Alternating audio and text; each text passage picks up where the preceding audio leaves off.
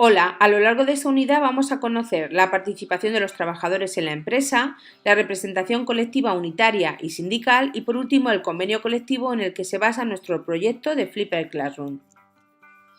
La participación de los trabajadores se realiza a través de sus representantes, ya sea la representación colectiva unitaria, delegados de personal y miembros de comité de empresa, o la representación colectiva sindical, que son los sindicatos. El derecho de participación está regulado en la Constitución y en el Estatuto de los Trabajadores.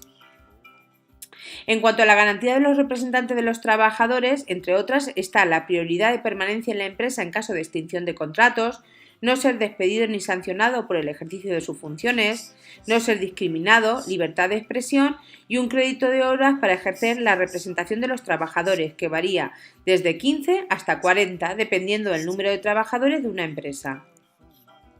Cuando la empresa tiene menos de 50 trabajadores, la representación unitaria se efectúa a través de los delegados de personal. El número de delegados de personal varía entre 1 y 3 dependiendo del número de trabajadores. Sin embargo, cuando la empresa tiene 50 o más trabajadores, aparecen los comités de empresa. El número de miembros del comité de empresa varía desde 5 hasta 75, dependiendo del número de trabajadores que tenga la empresa. También se puede constituir un comité de empresa conjunto o un comité de empresa intercentros. Y entre las competencias de los delegados de personal y comité de empresa, en esta diapositiva podéis observar cuáles son. La más importante, vigilar que se cumplan las normas vigentes en materia de seguridad laboral, seguridad social y empleo y seguridad e higiene laboral. Los representantes de los trabajadores se eligen por un sufragio libre, directo, personal y secreto y su mandato será de 4 años. Pueden ser elegidos los mayores de 18 años con una antigüedad de al menos 6 meses en la empresa y pueden votar los mayores de 16 con una antigüedad de al menos un mes. Vamos a ver la representación colectiva sindical. ¿Qué son los sindicatos?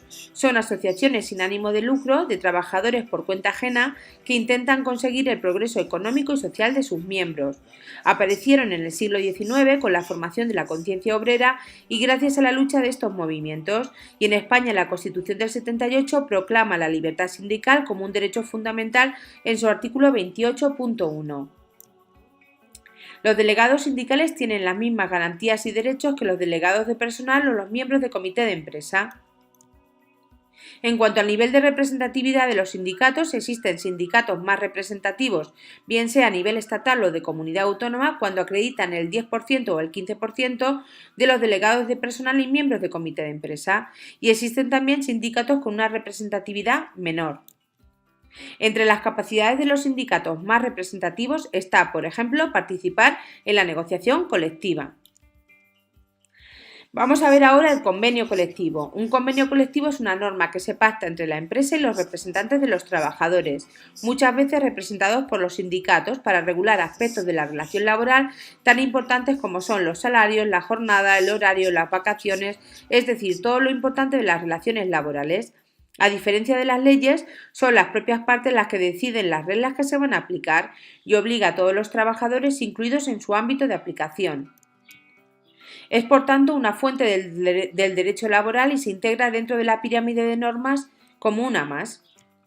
En cuanto a su ámbito de aplicación, existe el ámbito funcional, por ejemplo un convenio de oficinas o de la hostelería, ámbito territorial, por ejemplo un convenio local o provincial, ámbito personal, que nos indica quién puede firmar el acuerdo, y el ámbito temporal, que establece la duración del convenio. El contenido mínimo del convenio colectivo son las partes, los ámbitos, los procedimientos para solventar las discrepancias, las formas, condiciones y plazo de preaviso y la designación de una comisión paritaria que represente a las dos partes negociadoras. En la negociación de los convenios colectivos existirá el deber de negociar medidas dirigidas a promover la igualdad de tratos y de oportunidades entre mujeres y hombres, y ahí podéis ver un esquema de cómo se desarrolla el proceso negociador. ¿Quién puede negociar un convenio colectivo en representación de los trabajadores? Pues los sindicatos más representativos a nivel estatal o de comunidad autónoma, los comités de empresa, los delegados de personal o las secciones sindicales. Y en cuanto a la empresa, ¿quién puede negociar en representación de la empresa? Pues el propio empresario, la representación de dichas empresas o las asociaciones empresariales.